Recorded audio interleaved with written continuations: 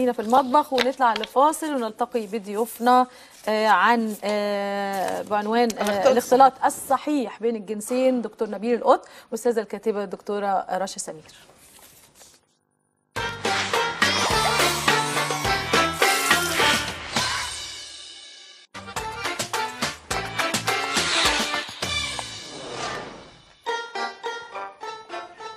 نتكلم النهارده عن المدارس والجامعات المختلطه وما لها وما عليها، وفتحت باب الجدل والحوار كثير حتى في الفاصل. هنتكلم عن الاختلاط الصحيح بين الجنسين مع الكاتبه الاستاذه الدكتوره رشا سمير ودكتور نبيل القط استشاري الطب النفسي. اهلا بحضرتك، منورين. انا الاول قبل ما اسال اي سؤال احب ان انا احط رجلي في المكان الصح، فاسال الاول ضيوفنا انتوا مع اي توجه؟ رشا انت مع توجه الاختلاط في الكليات والجامعات ودكتور نفس والمدارس، والاختلاط ايضا انت مع ام ضد؟ نسال رشا ليديز فيرست يا دكتور. هو طبعا انا يعني في الاول ما تقدريش تقولي ان كل حاجه ليها يعني هنقول الجامعات او مميزات او ميزه، يعني ما اقدرش اقول ان الاختلاط ده احسن حاجه او عدمه هو احسن حاجه، ولكن انا طبعا مع الاختلاط ما فيش شك يعني.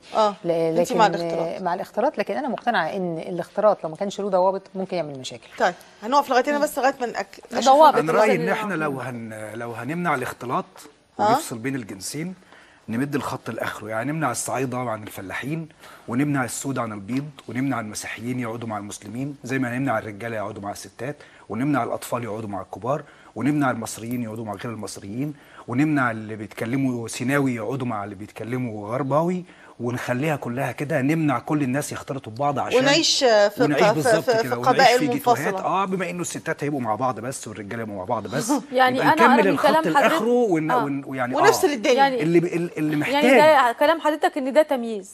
طبعا تمييز، يعني ده فصل عنصري، ولد وبنت ده فصل، ده اسمه فصل عنصري. منع الاختلاط اسمه فصل عنصري. طيب السؤال بقى المفروض ان انا كنت اساله، انتم ملاحظين ان اصبح الفصل العنصري ده سواء رضينا ام لم نرضى موجود، بس عرفيا مش رسميا، عرفيا في الجامعات. ابتدينا فيها بجامعه الزقازيق. ما هي احنا سمعنا الموضوع ده طبعا. انا كنت بتكلم مع دكتور قبل ما نخش، فهو يعني كان بيقول احنا كان عندنا دكتور لما يخش الجامعه بيفصل الطلبه عن الطالبات. احنا كان عندنا نفس القصه في كليه الطب. اول ما دخلنا الدكتور اول ما دخل قال البنات تيجي كده والولاد تيجي كده. ايه اللي هو ولا حاجه، جينا كده والولاد جم كده فعلا. هو كان مقتنع ان يعني ممكن تكون وجهه نظره ان وجود البنات مع الولاد دول هيعطل دول او هيقعدوا يرغوا او وات ايفر، وهو الحقيقه كان واضح ان هو كان متدين يعني على هيئته، فهو قرر ان هو يفصل. فحتى لو انت في الجامعه والجامعه انا النهارده الصبح بدرس بعت ولد عن ولد بيرغوا جنب ولد وبنت جنب بنت، يعني هم قاعدين بيرغوا، يعني دايما تميلي مشكله ولو ولدين قاعدين بيرغوا. طب ما هو لو ولدين قاعدين بيرغوا طب ما يتبعدوا عن بعض. بالظبط. مفيش مشكله. هي الفكره انه مين هيعطل مين، مش ما فيش شك ان ربنا لما خلق الدنيا كان قادر يخلقها ستات بس او رجاله بس، ويعني والخلفه تاتي زي النباتات كده، يعني ما كانش قصه، ما كانش قصه ان ربنا لو حب يخلق ده او ده يعمل الفصل كان عمل كده. ليه ظهرت دلوقتي في الجامعه؟ هي ما ظهرتش دلوقتي، او ليه عملوا عليها ستريس دلوقتي؟ هي موجات بتطلع وتنزل على حسب. انا فاكر كويس جدا كنت بحكي مع الدكتوره ان في اول ما دخلنا الجامعه سنه 81 كنا اول دفعه يقف استاذ الفسيولوجي ويقول الاولاد يجوا كده والبنات يجوا كده. كنا اول دفعه يحصل معانا الكلام ده. واول دفعه كنا في المكتبه، كنا تاني سنه كنا في المكتبه. انا فاكر في المكتبه كنا بنقعد جنب بعض، راحوا برضك جايين مقسمين المكتبه الى ذكور واناث. فده مش، لكن هي موجات، هي موجات بتطلع وتنزل. احتمال يكون التوجه العام هو من مين؟ من الدوله. ليه؟ للمحافظه. احنا هقول لك، احنا كنا مرينا بمرحله ثوريه، بقى لنا 3-4 سنين في مرحله ثوريه. احتمال تكون الدوله بتحاول ان هي تلم الموضوع، يعني تبقى محافظه شويه، تبقى في توجه عام في المحافظه، فالناس اللي عندهم روح المحافظه او الناس اللي عندهم، انا مش عايز اسميها بقى تخلف وتقدم وحاجات بالشكل ده، الناس اللي عايزين بيفكروا ازاي ياكدوا على مساله المحافظه والجو المحافظ، بتطلع في دماغهم الافكار ديت. حضرتك بتقول احتمال الحكومه او الدوله، ما بقولش ان توجهات، ما بقولش ان هي، ما بقولش مش ده حاجه رسميه، لكن بقولها مش حاجه رسميه. انا بقول انه في جو عام خليني جو اقول عام. لحضرتك انه في كلام بيقول انه اولياء الامور، يعني بعض اولياء الامور طب ما هو- ابتدوا يخافوا شويه، حسوا ان في بعض التحرشات، في البنات مش بتبقى واخده راحتها في حصص الرياضه في كده. انت رايك ايه دكتوره هو رشا؟ هل دي مخاوف اولياء امور؟ انا طبعا اختلف في موضوع، بس ان ممكن يكون في توجه، ما اعتقدش ان في توجه من الدوله، ولكن اعتقد ان هي توجهات فرديه زي ما حضرتك بتقولي. في مدرسه شايف، يعني اولا في مدارس ما زالت اخوانيه ومدارس اسلاميه كتير جدا، او هم يزعموا يعني ان هم شايفين ان هم مدارس اسلاميه، وان المنع الاختلاط ده حاجه في الدين، فهم وبالتالي حتى اللي بيدخلوا فيها بيبقوا متشددين شويه، بالظبط او كده. ففي امور اولياء امور زي ما حضرتك متخوفين. بتقولي بيطالبوا بده، ولكن الحقيقه التجربه اثبتت ان المجتمعات او المدارس والجامعات اللي فيها اختلاط الحقيقه هي جو صحي احسن بكتير من في بنات. يعني انا اعرف ناس مرت بالتجربتين، ولكن لان يعني كده بيتقابلوا في الجامعه. يعني انا شخصيا بنتي كانت في مدرسه بنات الاول، ولما جيت انقلها اي جي نقلتها اضطرت تبقى ميكست، ولكن انا مقتنعه بفكره الميكس لان انا شخصيا كنت مدرسه مختلطه. فانا شايفه الحقيقه ان هي صحيا، لا هي صحيا بقت احسن لما نقلت طب الولاد. في مقولة حاليا بتقول طب والله يا جماعة احنا عايزين نرجع موضوع ان احنا نفصل ما بين الجنسين الولد والبنت، علشان خاطر التحرش بقى زيادة جدا في الشارع، فده هيخليهم يبقوا هنقل، او ده الظاهرة دي هتقلل لنا ظاهرة التحرش.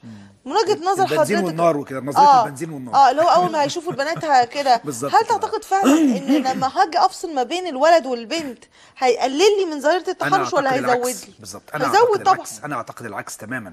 بتلاقي تماماً. قدام مدرسه البنات انتي الولاد واقفين بالظبط قدام كده، مدرسه انت البنات. لما بتفصلي انت بتخلي عالمين، يعني بتقسمي المجتمع الانساني الى قسمين، كل قسم ما يعرفش القسم الثاني، وعنده في خياله عوالم خاصه جدا، بالظبط، يقعد يرسم في تخيلات. خياله فانتازيا خاصه جدا. ولما يشوف واحده ماشيه في الشارع يحس ان في كائن فضائي نزل من على الارض، فعايز يلمسه وعايز يعرف ده بيتكون من ايه، ده عباره عن ايه، ده قماش ولا ده حديد ولا ده بلاستيك، بالظبط، عايز ولا ده- يلمس، عايز عايز يشوف. يعرف ايه ده. لكن لما يبقى الولاد والبنات عايشين مع بعض وبيحتكوا ببعض، وخدي بالك انه الزماله ليها قواعد اخلاقيه. بالظبط. فكره الزماله نفسها، الولاد بيطلعوا مع البنات بره الجامعه علشان يوصلوهم، علشان يحموهم. الجو بتاع الزماله بتاع المدرسه وبتاع الجامعه وحاجات بالشكل ده، الجو ده نفسه بيلغي الاستغراب والغرابه. فلما يشوف بنت ماشيه في الشارع هيبقى عارف انه دي كائن انساني زيه، مش كائن جاي من السماء. بس عايزه ارجع لحضرتك، يعني ليه دكتورة حصل ترد بس على كلام سؤال. تاني؟ انا كنت سالت الدكتور رشا، عايزه اسال دكتور بس القط دكتور نبيل، ليه عاد الكلام تاني؟ ايه مخاوف الاسره النهارده من انحرافات، بعض الانحرافات اللي بتحصل في الجامعه وبتاع، رغم ان احنا بنقول بضوابط بتربيتنا، احنا مظبوط. في البيت بنربي وبنطلعهم في الجامعه، مظبوط. لكن ايه اللي خايفين منه بالظبط؟ ليه اثير هذا الموضوع؟ يعني اهو بس الفكره في حاجه، انا يعني اولياء الامور عندهم حق، عندهم حق في مخاوفهم مش في توجههم، بس عشان ايوه، نتبنى. ليه المخاوف بالظبط. دي جت؟ لانه الشارع المصري بقى شارع غير امن للستات. الاحصائيات بتقول لك 99% من البنت المصريه بيتم التحرش بيها، فهم نفسهم انه البنات بناتهم يبقوا محميين. المساله بقت يعني مقلقه جدا، فاولياء الامور محتاجين يطمنوا، بس احنا نقول لهم ايه؟ ده الموضوع. ده هنجيله، ده طبعا نقول دي لهم حلول. ايه يا رشا؟ يعني انا هاخد من دكتور نبيل واقول ان هم ان في توجه بيقول والله انا لما هفصل الولد عن بنت من في المدرسه او في الجامعه انا هحمي بنتي من اي مشاكل. هل ده تفكير صح، ولا احمي بنتي من بيتي؟ يعني ان انا الاول اربي واكبر واعلم، يعني مين اقوى، البيت ولا اللي بيحصل في الجامعه والمدارس؟ لما انا هرجع اقول بقى الكلمه اللي قلتها في الاول خالص، ان لازم يكون في اختلاط ولكن بضوابط. ايوه، يعني كلميني عن الضوابط. الضوابط دي ان انا اعلم الولد والبنت في البيت، والولد الحقيقه قبل البنت، ان البنت اللي انت هتقعد معاها في الفصل دي او هتقعد معاها في الجامعه دي اختك، فانت لازم تحافظ عليها ولازم تعرف تتواصل معاها. وعلى فكره ده بيخلق علاقه جيده جدا بعد كده في الجواز. يعني انت لما بتتجوز، لما واحد بيتجوز واحده بيكونوا مع بعض في الجامعه وتعاملوا مع بعض وشافها بتتصرف وهي شافته بيتصرف، ده غير لما واحد بياخد واحده عمياني كده ويعيش معاها يبتدي يحصل مشاكل. فالضوابط ان انا اعلم بنتي واعلم ابني، ولما يخشوا الجامعه، لما يخشوا المدرسه من اول المدرسه ابتدي المدرسه ده دورها ان هي تدي دروس يعني توعيه وتثقيفيه للطرفين. احنا يعني انا درست سنه في امريكا كانوا بيعملوا كده في المدارس على فكره، ويفصلوا البنات عن الولاد ويفهموا البنت انت ازاي تبقي ام وازاي تتعاملي مع زميلك وهو بالتالي نفس الكلام. فالبنت اللي بتتعامل مع الولد على ان هو اخوها غير البنت اللي اول ما بتخش الجامعه بعد فتره ان هي عايشه يعني كل ده يعني مفردها شايفه ده عالم مخيف من بعيد. بالعكس ده بتقع في مشاكل اكتر. مخيف. التحرش ما كانش موجود ايام ما كانت الناس بتروح الجامعه لابسه مايكرو جيب وكاشفه شعرها وكانوا بيروحوا الاوبرا ويقعدوا. يعني بالعكس يعني الولاد او الرجاله في الوقت ده الحقيقه كان مسؤول عن البنت اللي بيخرج معاها وبيشوفها. يعني عمرنا ما شفنا مشهد ان واحد يقف يتحرش بواحده او يغتصبها والناس واقفه تصور بموبايلات. الكبت اللي انا شايفه ان في الاخر خلاص الكبت هو اللي بيولد ده. فانا عايزه امنع الكبت ده، ان انا ابتدي اعلم الولد والبنت ان انتوا انسان واحد متساويين في الحقوق والواجبات، وانت تاخدي بالك منه وهو ياخد بالها منه. لا والممنوع دايما مرغوب. يعني انا دايما لما بمنع حاجه هو بيبقى عايز يتطلع يشوف دي ايه وليه يعني ما في مش عارف يتعامل. فدايما بيبقى عنده يعني في زي ما الدكتور قال كده ان في مخه في صوره معينه هو راسمها والصوره دي مش موجوده.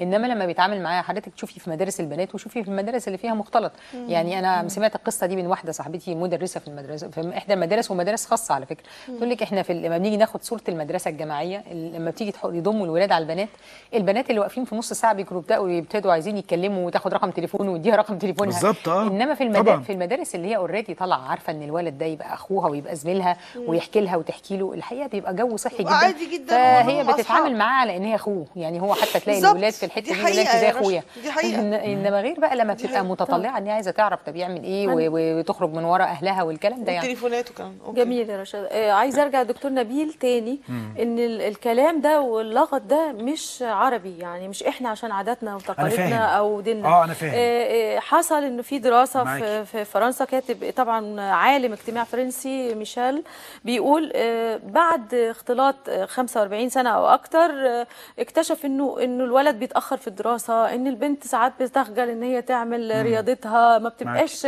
ليدر في حاجات درسوها وقالوا انه دي بتأخر شوية. الاختلاط هنا بيأخر. تمام. ممكن. ايه رأي حضرتك؟ طبعا ممكن جدا طبعا انه الاختلاط بس بنسبة ايه؟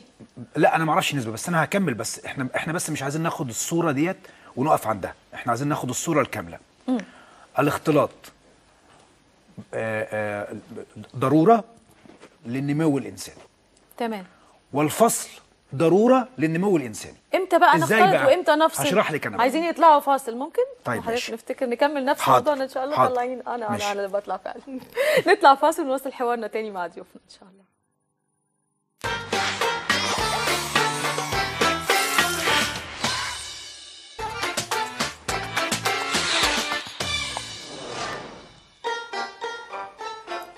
ورجعنا نواصل حوارنا وما زلنا بنتكلم عن الاختلاط الصحيح بين الجنسين، ومعانا دكتور نبيل القط والكاتبه الدكتوره رشا سمير. واهلا بيكم تاني.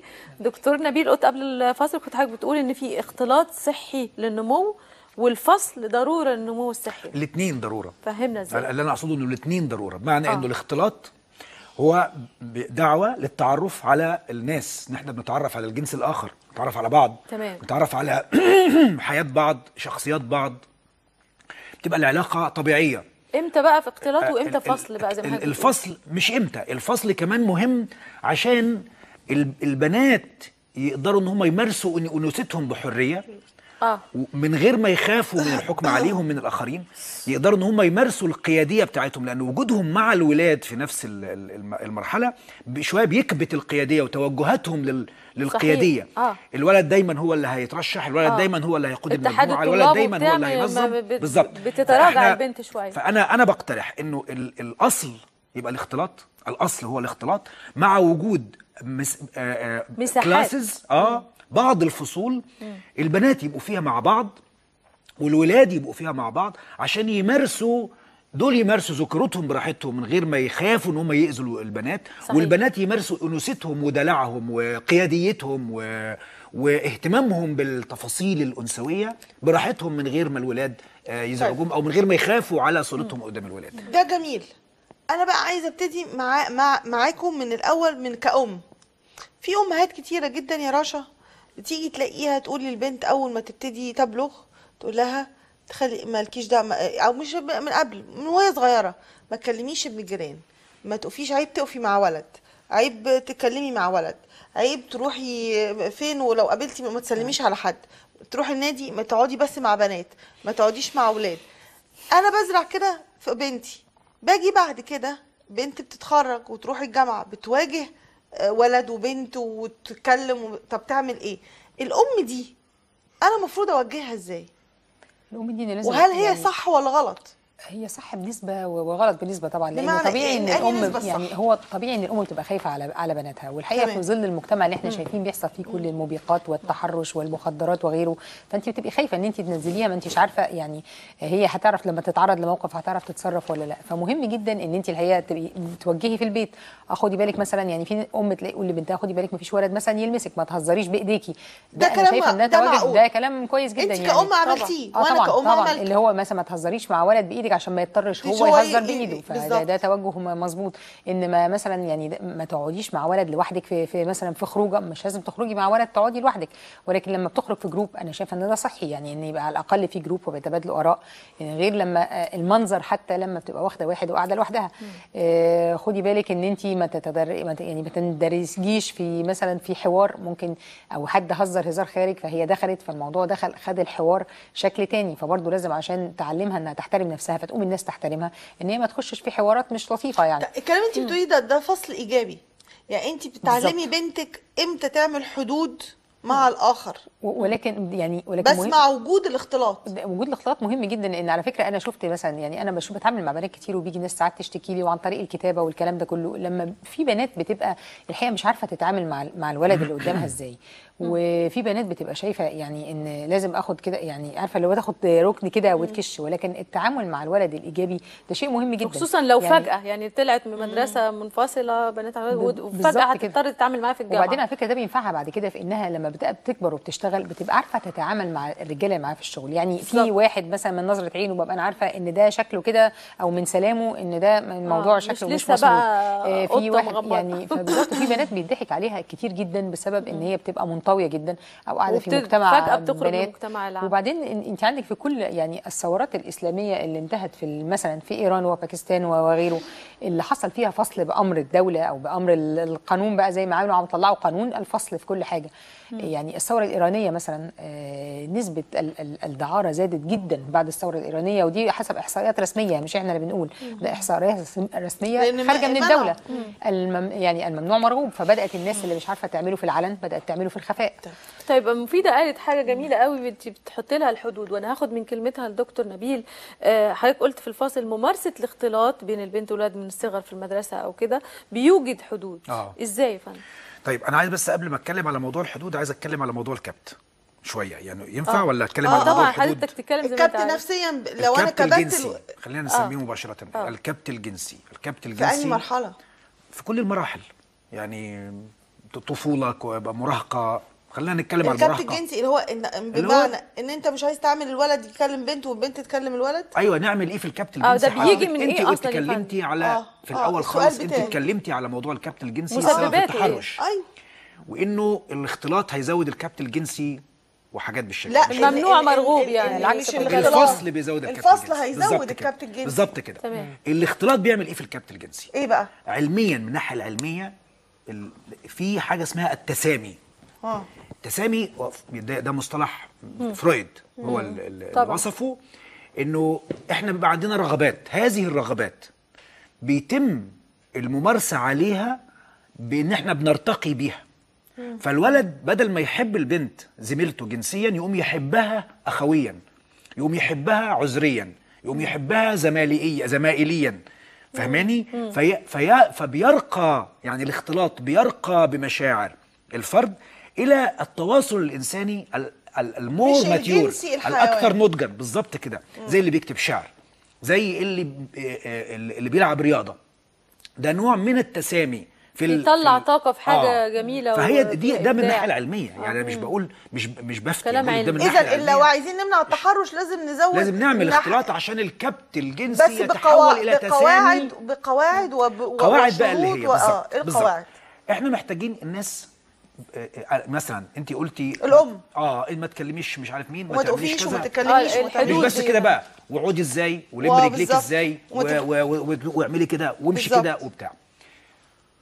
ده مشكله، دي ازمه حقيقيه، لان بتعلم البنت طول الوقت انها تبقى منكمشه وانها تبقى مرعوبه وانها تبقى خايفه دايما من حواليها، في حين انه العكس، انه انا اعلم البنت انه ده جسمك ودي حدود جسمك، وفي المساحه الامنه بتاعتك حوالين جسمك، ولا بنت ولا ولد بيقرب من جسمك.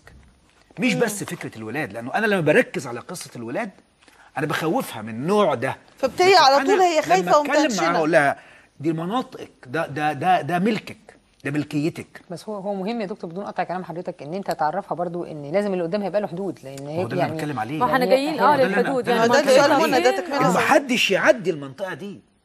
حدودها هي هي ليها تقعدي اقطار. ازاي وما تقعديش ازاي، مش ده اللي هيحميها. اللي هيحميكي انه ما حدش. احنا بنعمل تدريبات مع الناس اللي عندهم مشاكل في المنطقه ديت، ان احنا نقربهم من بعض ونقول له لما تحس بكذا قول له ستوب. طب هيقول له ستوب مره في اتنين لغايه لما يبقى عارف يقعد على مسافه قد ايه. بيحس زي ما انت حضرتك قلت كده ان هو بيحس بالشخص اللي هيبقى سيء. اذا الام ما تعلمش بنتها تمشي وما تتكلمش، تعلمها انت ليكي حدود بالظبط. معينه ما حدش يجي بالظبط. جنبك محدش- وتسيبها. ما حدش يقرب، ما حدش يخترق الحدود دي وتسيبها يا دكتور. وتسيبها تعلمها ده وتحس بيها. وحتى في الكلام زي ما حضرتك كنت بتتكلمي على الكلام، انه في كلام ما ينفعش حد يتكلم في معاكي كلام فيه. تحرش في اشخاص في يقولوا نظرة لك فيها تحرش. حضرتك ويا انسه، وفي اشخاص يقولوا لك يا سلوى. انا اللي اعلم، انا كأم طبعا انا لازم طبعا اقول ده. مش اي حد يقول لك يا سلوى، مش اي حد يقول لك يا عايزين سوسو. نرجع لحضرتك للمشاكل مش دي. اي حد، لا ده لازم تليفونات زميلك كتير. لما يجي يتكلم معاكي اللي انت ما تعرفوش لازم يقول لك حضرتك او يا انسه. انما زميلك اللي قرب منك شويه اسمحي له انه يقول لك يا سلوى. زميلك اللي انت سامحه له وانت مطمنه له يقول لك يا سوسو. يعني حتى هذا النوع من الحوار احنا نعلم الناس كده، انما طول الوقت لا خافي، ما تتكلميش، ما تعمليش، اياكي ما تقفيش. يعني شيء مرعب. ده لازم نلغيه. عايزين مرعب. نرجع تاني يا دكتور للمشكلات اللي انت عدت عليك من خلال دراستك او الندوات اللي بتعملها. بس معانا تليفونات. أوكي. معانا الحقيقه امل. مساء الخير. الو. اهلا بيكي يا امل، اسفين للتاخير. اهلا بيكي. ازيك يا مدام منى؟ الحمد لله يا حبيبتي، اتفضلي. ازاي مدام مفيده؟ تمام الحمد لله يا حبيبتي.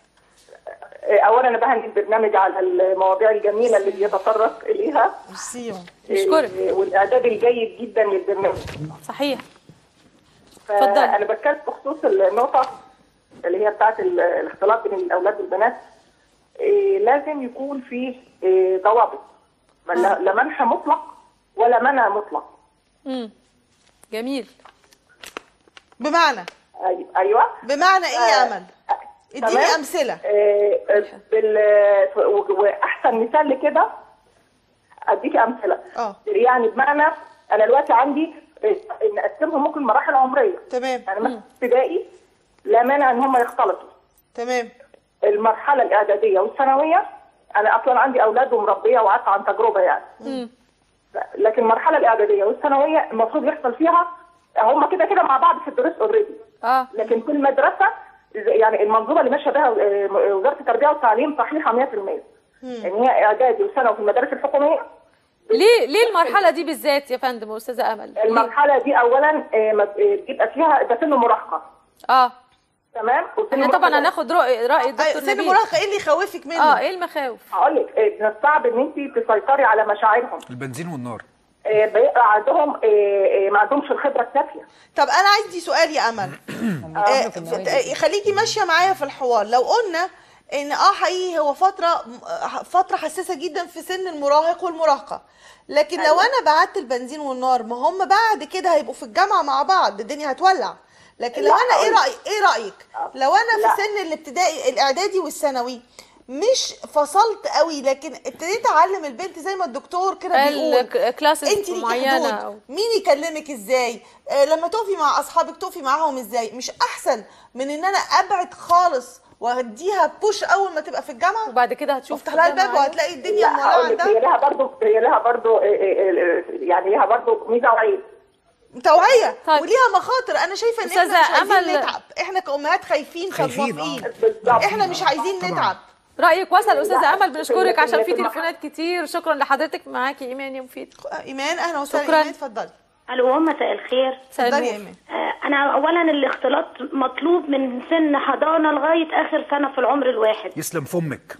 وبعدين حاجه تانية، احنا دلوقتي لما انا ده عادي فهفضل طول عمري ده شيء عادي، لكن ان انا اقول لها. وبعدين التحذير الشديد للبنات بيخوفهم قوي، والولاد الامهات بتربيهم على انهم يمارسوا رجولتهم فبيوصلوا لتحرش عالي بمنافسه بينهم وبين بعض. وخلي بالك يا ايمان، البنت لما أنا بتخاف قوي الأم بتعمل حاجات غلط ما قوي. بتقولك حاجات حتى. انا عايزه الام اللي عندها ولد تربيه على انه يحترم البنت اللي جنبه، مش يمارس رجولته ووريني انت عرفت كام بنت وانت بتحب كام واحده. صح. ويبقى الموضوع، والبنت اعلمها تخاف منه قوي، فبالتالي هو بيلاقي نفسه هو الاقوى وهي الاضعف، فبيتحرش وبيقل اخلاقه معاها. انت ام البنات يا ايمان؟ انا ام ل3 بنات. ما شاء الله. قد ايه صغيرين؟ انا عندي من اعدادي لغايه سنه 8 ابتدائي.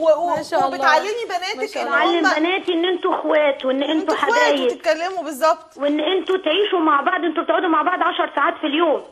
بالظبط. انتوا ممكن تحافظوا على بعض اكتر ما اكون انا موجوده في وسط. انا معاكي يا بشكرك يا ايمان. هي المشكله عندنا ايه؟ ان احنا كامهات قبل التليفون، ان احنا كامهات بنبقى خايفين على اولادنا وده حقنا، لكن في نفس الوقت من كتر خوفنا مش عايزين نواجه ان ممكن بنت في سن المراهقه تتعرض لمشاعر. انا بقى مش عايزه اتعب، انا مش عايزه، انا كأم مش عايزه اعمل مجهود في ان انا افضل ورا المشاعر دي لغايه ما اظبطها لها في امهات واحطها بتعرف في التراك العائلات الصح. يعرفوا بعض وبيحسوا ان هم زي اخوات. احنا عارفين نص الأسرة مع الامهات بعض. بيبقوا خايفين، عايزين يقفلوا الباب علشان ما يجيلهمش القرف. فعلا كمان عشان مقتنعين تريح ان دماغها. احنا اللي عايز يعمل حاجه هيعملها. يعني انت لو قفلتي على بنتك طيب، الباب طب. ونزلتي وسبتيها في البيت لوحدها هتعمل اللي عايز على مزاجها برضه. يعني عايزين نسمع صوتك يا دكتوره رشا، بس معانا مصطفى بس.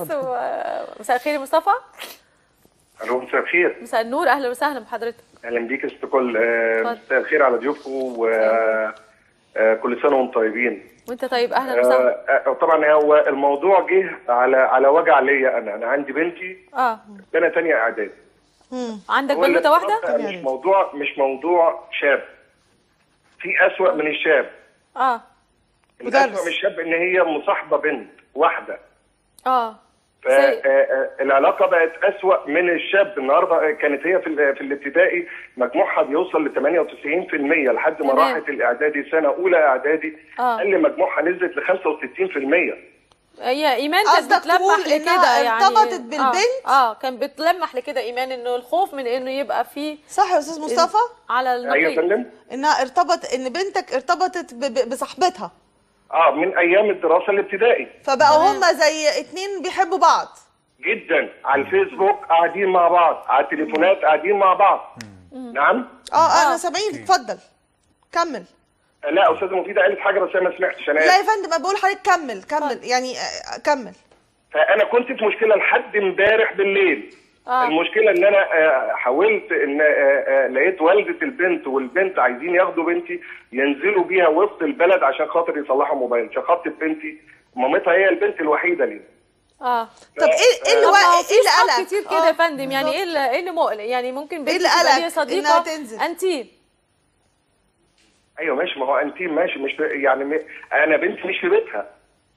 انت بنتك ايه؟ مش في بيتها يعني 95 طول الوقت بتقضي الوقت مع البنت الثانيه. قول لي يا استاذ مصطفى بمنتهى الامانه، انت حاسس بايه في تغييرات بنتك من ناحيه صاحبتها؟ انت حاسس ان هي ما بتفكرش في اي حاجه غير في البنت دي؟ مظبوط. فبالتالي انت قلقان. يعني بس ما نسال سؤال، في علاقه عاطفيه بينهم يعني بشكل مباشر كده؟ في علاقه عاطفيه ولا ديت علاقه صداقه عاديه؟ نعم. تقصد انه في علاقه عاطفيه بينهم ولا دي علاقه صداقه عاديه؟ يا فندم هي علاقه صداقه، ما هي برضه الاختلاط. هو خايف. انت خايف من الحكايه دي؟ يعني أنا الموضوع النهارده مش شاب، الموضوع الاختلاط. هنجاوب حضرتك بعد الفاصل، وبنشكرك. سؤالك وصل استاذ مصطفى. موضوع مهم جدا. خلونا نطلع الفاصل ونواصل حوارنا تاني عن الاختلاط الصحيح بين الجنسين.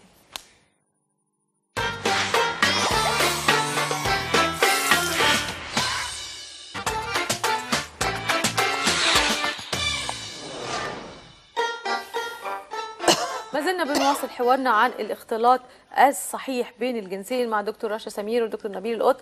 وكان في تليفونات يا فندم هفكركم بيها. امل كانت بتقول لا منح مطلق ولا منع مطلق، وايمان كانت بتقول الاختلاط مطلوب، واستاذ مصطفى كان خايف من الحب الشديد جدا بين الصاحبه وصاحبتها. يعني تعليق حضرتك واستاذ دكتوره رشا. لا انا كنت بس حقيقه حابه اطمن الاستاذ مصطفى ان في مرحله عمريه، واكيد الدكتور يمكن في يعني احسن مني في الحته دي، ولكن انا قريت كتب لفرويد كتير بيقول ان مرحله التينيجنج او المراهقه عاده البنت بتتعلق ببنت زيها، ودي حاجه نفسيه طبيعيه جدا، هي تتعلق بمدرستها او تتعلق بممثله تقع في غرامها فعلا، يعني يتهيأ لها ان هي بتحبها وتغير عليها، ولكن ده شعور من ضمن الشعور الانساني الطبيعي يعني، ومع الوقت خلاص بتتخلص من هذا الشعور. فبس انا عايزه اطمئنه ان هو لازم يفرق ما بين هي فعلا حابه صاحبتها كحبه صاحبتها الانتيم، طب بيفرق ازاي؟ ما يعني هو الراجل بيتفرج علينا انه هنقوله فرق ايه النقط والبنود اللي هو يقدر يحطها قدامه ويقول والله هنا بنتي ده طبيعي ده مش طبيعي. لازم يراقب العلاقه طبعا، يعني اكيد هو واضح من الطريقه، من المسجات، من التويتر، يعني انا اعرف حد كده يعني ومراهقه وجات لي واتكلمت معايا، وانا شفت طبعا بيكتبوا لبعض على التويتر كلام من الواضح تماما انها لا بتحبها يعني بتتعامل معاها لانها راجل. حضرتك كنت بتقولي في الفاصل ان في فعلا شفت يعني شفت حاجه الحقيقه زي كده يعني مش طبيعيه بين بنات يعني، ولكن هو لو ما يراقب العلاقه يقدر يحدد اذا كان ده كده ولا كده، لكن هي مرحله حقيقي احيانا في احيان كتير جدا بتبقى مرحله طبيعيه وتعدي. لو يراقب ايه في العلاقه؟ انا طبعا يعني عندي توتر شويه من فكره المراقبه ديت. انا رايي انه العلاقات التشانلز القنوات تبقى مفتوحه بحريه، بمعنى انه لو مثلا عندي بنت تبقى بتقدر تتكلم مع امها بالحوار، يعني تقصد مش بالمراقبه، بالحوار بالظبط كده، انه تبقى مفتوحه عليها، مش بس امها، لانه في حاجات مش هتعرف تقولها لامها، فلازم يكون في صديقه للام او صديقتين او 3 صديقات او اخت او خاله. انا بوصي البنت انه يا حبيبتي لو في حاجه انت مش عارفه تتكلمي معايا فيها روحي اتكلمي مع فلانه. يا حبيبتي لو في حاجه مضايقاكي روحي اتكلمي مع فلانه. ديت اول حاجه. فكره وجود قنوات كثيره للتواصل خالتها، عمتها، الفكره بتاعت عين الصقر، صاحبه مامتها، واركب كاميرا واحط جهاز تسجيل واحط بتاع لا كده انا بزود، كده انا بزود رغبه الاهل في السيطره وانه كل حاجه تبقى تحت عينيهم والرقابه وكلام، عمرهم ما هيقدروا يعملوا كده، حتى لو عملوه النتيجه عكسيه رسمي، مش هينجح. فانا بقول نمره 1 قنوات الاتصال، يبقى في قنوات اتصال كتير. 2 انه انا اراقب الاداء، مش اراقب الاداء. يعني هو لما بيقول انه البنت انهارت من 90 ل 60 يبقى في هنا حاجه غلط، يبقى احنا لازم نقف. تعالي بقى نقعد ونشوف في تاخر دراسي بقى بالظبط اللي انا اقصدها. اراقب الاداء، نوع العلاقات الاجتماعيه اللي هي بتقع فيها، طريقتها في اللبس وطريقتها في الكلام ونشاطها سواء الفني او الرياضي، مذاكرتها وبتاع، علاقتها بالاسره وبقت منعزله، والاسره اللي بتروح لها دي مين بالظبط. يمنع البنت عن صاحبتها. لو وصل الى نتيجه انه العلاقه ديت مأثره على الدراسه، مش على اوهامنا، مش على اوهام هو بس بالظبط كده. الاوهام احنا ما نمشيش. لو هو استاذ مصطفى تاكد ان البنت دي بتاثر على بنته في الدراسه، على النتيجه الدراسيه، طبعا يمنع طبعا. بس احيانا بالنسبه المنع ده بيخليها تزداد في العلاقه. انا هقول لك يعني في طريقه تانية عشان بس نبقى واضحين. في طريقه تانية انه يقعد يجيب البنت التانية ويقعدوا يعملوا لهم درس وبتاع ويذاكروهم مع بعض، يخلوهم يشتغلوا مع بعض، يخلوهم يطلعوا مع بعض، بدل ما يقعوا مع بعض يطلعوا مع بعض. بس الحقيقه في بعض الحاجات، مثلا لو انا جه واحد قال لي انه ابني مصاحب حد بياخد مخدرات، هقول له امنعه عنه. في الحاله ديت هقول له ما ينفعش ان هو يقعد معاه. لكن في الحاله اللي احنا بنتكلم عليها بتاعه الاستاذ مصطفى، احنا محتاجين ندرس الحالتين. صحيح. ومحتاجين ممكن نساعد الحالتين، وممكن ده يكون وسيله ان هما الاثنين ينجحوا مع بعض ممكن يكون الاب كأب مش ام يعني مش عارف يبني حوار بينه وبين البنت. اضيف نقطه معلش استكمالا لكلام الدكتور، يعني هنرجع هنا بقى لوظيفه وزاره التربيه والتعليم، ان احنا للاسف فقدنا ان ما عادش في وزاره التعليم بقت حتى ما عادش في تعليم، ولكن الحقيقه فكره التربيه قبل التعليم دي كانت فكره مهمه جدا. زمان في المدارس لو حضرتك تتذكر كان في السايكولوجيكال كونسلر او الاخصائي النفسي للمدرسه، كان مدرس في المدرسه، كان اب بيروح يتبرع بوقته وام بتتبرع وقتها. الحقيقه احنا كان عندنا زمان ايام المدرسه، وكان دي حلقتنا امبارح، كنا بنتكلم على الحصص بتاعت الانشطه الرياضيه. صحيح. الحصص الرسم، حصص الموسيقى، حصص الرياضه، حصص التدبير المنزلي. انا اعتقد ان الحصص دي اختفائها جاء عمل نوع من الكبت في الطلبه، فمبقاش لاقي حاجه يضيع فيها او يمارس هوايته او فبقى بيعملوا ايه مع بعض؟ يا اما الشباب لو هيتقفل على بعضه بقوا بيقعدوا يتفرجوا على الانترنت على الافلام، والبنات يقعدوا يتكلموا على الولاد، وابتدينا دخلنا في مواضيع تانية خالص احنا كنا في حد عنها. وفكره ان يبقى في حد، يعني احيانا احيانا للاسف بيكون البيت منشغل عن الولاد، او الام مش فاضيه، او الاب مش فاضي، فيبقى في طرف ثالث يسمع. يعني للاسف الولاد دول مش لاقيين حد يسمعهم، ولا لاقيين حد يوجههم. احيانا بيدور على حد يوجههم ما بيلاقيش. فالحقيقه وجود حد في المدرسه للدور ده، سواء حد معين، حد متبرع، في اهالي بتروح تتبرع بوقتها. عايزين نرجع لموضوعنا تاني عشان عايزه ارجع دكتور نبيل لحاجه قالها برضه في الفصل وانت فتحتيها مفيده، اللي هو الخوف الزياده ممكن يعمل علاقات بين الولاد وبعدها. احنا شايفين دي حاجه منتشره جدا. الخوف من ايه؟ يعني التخويف من التخويف الفصل. الفصل احيانا بيؤدي الى نشوء علاقات يعني علاقات مثليه. بس انا يعني انا الحقيقه مش عايز ادخل في المنطقه ديت. طبعا بس برضه اللي انا اقصده هنا انه الاختلاط احد ميزاته هو ممارسه المشاعر الجنسيه بشكل ارقى. خليني اسالك سؤال تاني. كنت بتقول اسال سؤال منى بس بصيغه تانية. التسامي، يعني الولاد اللي في الجامعه بيكتبوا قصايد شعر في زميلاتهم، ده بيطلع شعر عذري راقي جدا، وعيناك بحيرتان ومش عارف ايه وحاجات كده، بدل ما يروح يهجم عليها ويبوسها بيقعد يكتب عيناك بحيرتان وكذا. ده كان زمان، يعني ايام هو مازال يعني هو بيكتب ده عشان يبوسها. دكتور انا دلوقتي هقلب سؤال منى بسؤال تاني. هقول لو احنا صممنا على المنع، هل في عوامل نفسيه بتبقى موجوده في الطلاب اللي بيبقى عندهم المنع وقافلين عليهم واهاليهم كسلوا انهم يبذلوا مجهود ويعرضوهم للمجتمع ويفضلوا فوق راسهم ويعلموهم، وما بين الام والاب اللي ما كسلوش وخلوا عندهم الجرأة انه يخلوا اولادهم يخشوا للمجتمع وهم وراهم اعملي وما تعمليش؟ في اختلاف نفسي. طبعا في اذى. ايه الاختلاف؟ اكتر لو احنا هنتكلم على البنات، البنت اللي بتتربى بالطريقه ديت اللي اي طريقه تتجوز، اللي هي طريقه المنع او الفصل، لما بتيجي تتجوز بتقعد تدور على شبه اخوها او شبه باباها عشان تتجوزه وما بتلاقيهوش، بتعنس او تتجوز حد ما بتحبوش، ما تعرفش تحبه، وتبوظ الجوازه او تعيش ما شافتش غير نموذج الاب الوحش برضه، فتبقى خايفه جدا من الدنيا. او العكس من كتر التخويف، وده بشوفه انا شخصيا، من كتر التخويف بتيجي البنت اللي بتكبر وبتتجوز في المعاشره الجنسيه ما بتعرفش تعمل لان اوريدي خايفه من هذا الكائن، لانها مرعوبه من هذا الكائن المتوحش. طبعا بالظبط كده. لو احنا جينا على الولاد ما بيعرفوش. في بقى عوامل كتير، منها بقى فكره التحرش، انتشار التحرش، لكن كمان فكره احترام الانثى واحترام البنت، انها كائن انساني مش كائن جنسي، وان هي تقدر تنجح وتقدر كذا، بيتعامل معاها باعتبارها كائن غريب عليه. احيانا يحصل انه ما يعرفش برضه يمارس ممارسه زواجيه معاها، احيانا يحصل هذا الكلام، او انه بقى عنده مشاكل جنسيه، ما بيعرف يمارس بس يبقى عنده مشاكل جنسيه، لانه ومشاكل في التعامل مع مراته بره اوضه النوم، كل هذا الكلام. فالفصل بهذا الشكل هو طبعا ليه مشاكله النفسيه اللي بتاثر على الاثنين. اذا احنا مع الاختلاط الصحيح اللي بضوابط، وده انا عايز اقول بس عايز استبدل كلمه الصحيح بالصحي. الصحي الاختلاط الصحي الاختلاط الصحي. دكتوره رشا سمير شرفتينا ونورتينا. دكتور نبيل القط شرفتينا ونورتينا. والوقت الحلو بيخلص بسرعه، ولا ما زلنا هنفتح مواضيع تهم الاسره في تربيه الاولاد. بعد الفاصل هيكون فقره الو يا دكتور مع الدكتور محسن سليمان، هتكون مفيده معاه. دكتور محسن سليمان استاذ الامراض الجلديه بالقصر العيني، ويتكلموا عن تساقط الشعر بعد الفاصل.